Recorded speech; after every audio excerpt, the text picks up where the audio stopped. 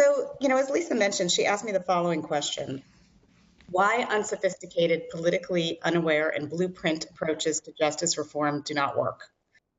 I have to say that's kind of a leading question. It's a bit like saying, why doesn't bland food have a taste? So I could be very brief and just point out that that's a tautology, but instead I thought I'd tell you a story, a true story. So once upon a time, a donor project in a particular country sought to strengthen legal aid services, and a pilot was designed to test a model under which the Ministry of Justice could subcontract private lawyers to provide legal aid.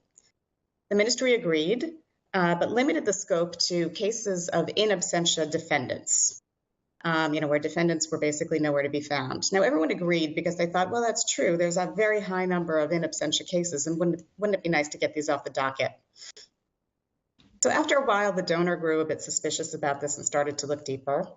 And what she discovered was none other than a pyramid scheme.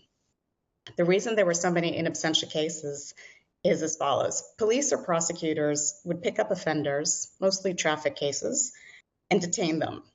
Judges would set bail very high, around $3,000. So those who could gather the funds, mostly at the expense of the extended family, would pay. It would be split between the prosecutor, the police, and the judge, with the understanding that the offender was basically buying their freedom and they wouldn't bother him again. Meanwhile, the cases all stayed on the docket. So when the donor comes along and decides to inject some more funds into this enterprise, this time for the lawyer, the defense lawyer side, they quickly figured out how to use this to increase the overall pie, increase the cut to the judges and the prosecutors, and this time bringing in the private lawyers into the scheme as well. So needless to say, this isn't exactly what was intended by legal aid. So I think this tells us something about why politically unaware projects can backfire. But there's more to the story. Once the original donor canceled the project, a second one came along deciding, this looks like a nice model. I think we're going to fund it.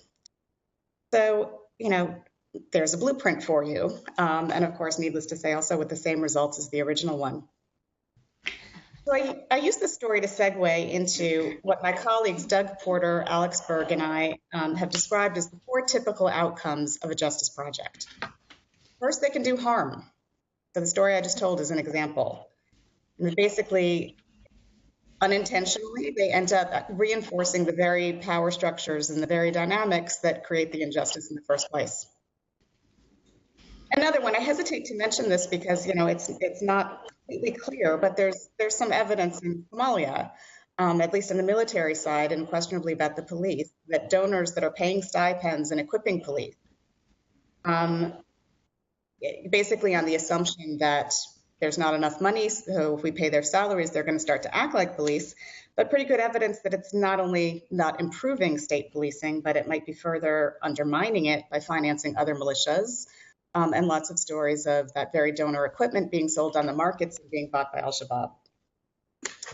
And then another one, and this is sort of my pet peeve, related to legal pluralism and customary law, the lawyerly impulse to remove any kind of fluidity or anything that doesn't kind of look familiar on the legal side and insist on predictability in ways that, is sometimes pushing codification of customary law. And there's plenty of examples of the ways that this has actually served to cut off what have been constructive pathways to justice. So that's sort of the first category, ones that actually inadvertently end up reinforcing dynamics that create the injustice in the first place.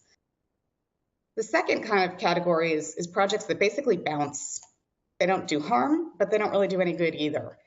And I think we've all seen more examples than we care to admit of fancy ICT systems that don't get used, ill-conceived training programs that enable donors to spend their budget on time, but that are maybe not quite targeted, freshly built courthouses and prisons that sit empty. You all know what I mean. So why do these two categories come about? Why do things either do damage or bounce? And I'd suggest the top 3 reasons. The first is maybe a lack of creativity. And maybe this is related to the fact that rule of law and justice tends to be dominated by lawyers. I'm one as well, so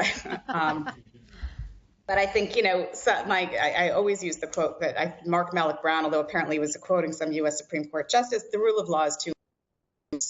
And, obviously, There have been, hopefully there are fewer, but I'm not quite so sure, cases of, anybody with the law degree who was, a defense attorney in Detroit kind of brought out to Afghanistan, assuming that, this can translate to justice reform projects easily. The second reason is organizational imperatives, and I'm sure you're going to talk about this throughout the day. The need to spend money quickly, the need to spend money on a particular thing, either because it's the national interest of the donor or just, any other kind of reason that makes it very supply driven. And the third, of course, is unsophisticated and politically unaware designs. Or another way of thinking about this is a theory of change that goes like my favorite cartoon. It goes like this. Here's the caption. Cats have 4 legs. I have 4 legs. Therefore, I'm a cat. In the picture, it's a dog that is saying this. So I mentioned 4 typical outcomes. The other 2 are positive. So the third one is they provide justice outcomes for some beneficiaries. I think of access to justice projects, mobile courts, legal aid that actually has real clients, paralegals, ADR, et cetera. And also, of course, a whole variety of technical and capacity building projects can also produce useful results. How do we get these? Sometimes it's sheer luck. Sometimes it's a carpet bombing approach that tries to do everything and a few things actually stick.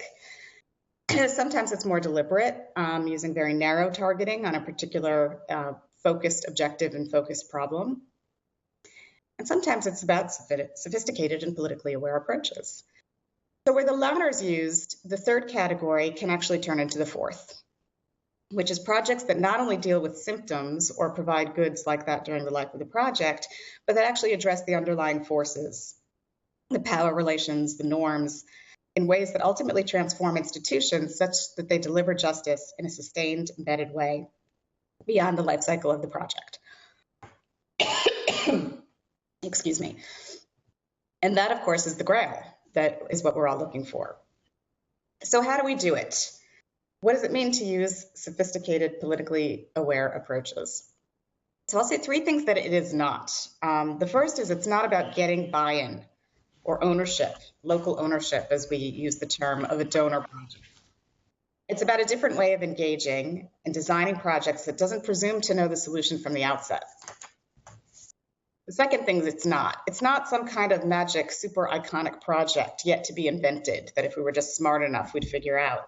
It may well fall into the usual menu of things that we do. It might be a training program, drafting, building, funding, various forms of empowerment. But the difference is the key is in the thinking used to get there.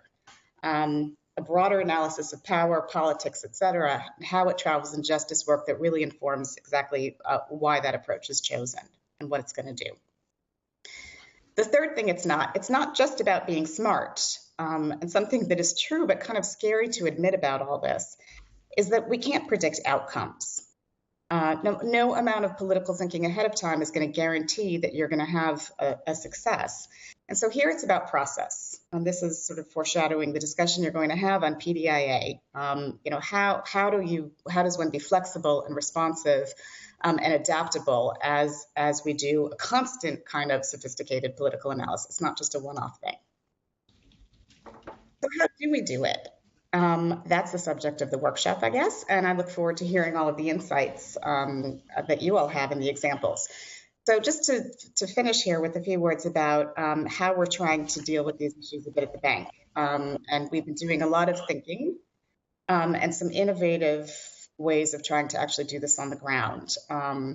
Not to the point where I can present, here's all of the success, but just to share with you some of the thoughts that we've been having about how do we try to take new approaches to designing justice. And when I say we, I'm in particular referring to my colleagues, again, Alex Berg and Doug Porter, who we've written a couple of articles about this. And we've described a 3-question approach. The first one is, what is the justice problem? I suppose this is the problem-driven side of PDIA. We have to be clear on the problem from a development perspective. It's not just that the justice system is weak. That's not good enough as a design of the problem. The question is, what outcomes are we actually trying to change? The second one is, how is this justice problem being managed?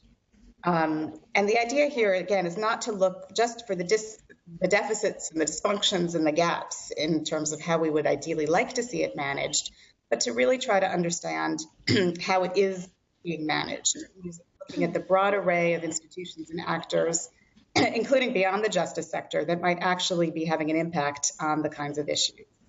And here something that we've been saying a lot is that if we really want to deal with justice, we have to look beyond the justice sector.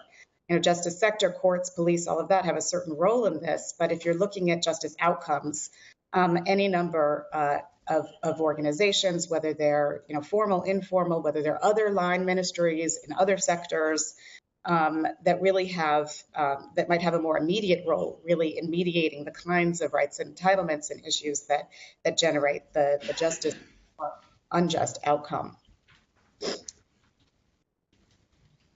The third one is to ask ourselves the following question: under what conditions would elites, and by this we just mean those with the power to do so, invest in more legitimate and effective ways to manage the justice problem? So the question is not how can the donor fix this? The question is, under what conditions would they do this themselves? And here, of course, is the guts. This is the question. This requires the sophisticated and politically aware understanding of elite settlements, of political incentives, vested interests, collective action capability, and how all of these things, travel through the justice system and influence the kinds of things that determine and shape the way institutions currently work, which is, of course, necessary to understanding where there might be entry points to be able to change it. Lisa mentioned in the beginning that somehow justice seems to be a bit behind other sectors in doing this. And, one thing, aside from my crack on lawyers, I think the justice system, of course, is somewhat unique in just how inherently political it is. So it certainly makes this not necessarily easy. Then, depending on how we think donors can actually influence those dynamics, the dynamics that determine the conditions under which elites will actually invest in the good institutions, then we aim for the grail, or at least we aim for the good. And we do so equipped with the tools and the budget to keep adjusting course as needed, to stay on that pathway to change. So again, I'll note here, because I think this is also on the agenda for discussion today, that our ability to do this is, of course, significantly shaped by the institutions we work for and the corporate organizational culture and imperatives. I think we've all experienced these in terms of pressure for value for money, budget cycles.